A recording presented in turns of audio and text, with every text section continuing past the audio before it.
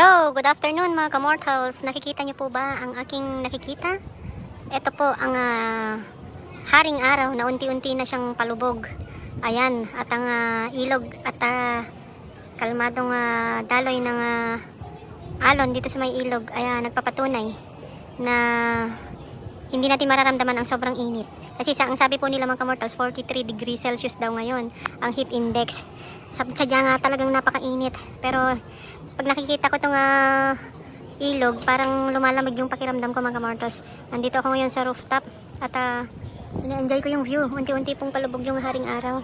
At syempre, ayan, ang ganda ng background sa may tabing ilog. Ayan, nakikita niyo po ba yung DOST Pag-asa? Ayan, overlooking ang Cagayan River. Doon po sa kabila nitong ilog na to, yun po yung tinatawag nilang Apariwes. Yan, nandyan po yung Bisagu, Linaw, Parudon, Sanha, yan. Dito naman po sa amin, banda, yung tinatawag na Apariis.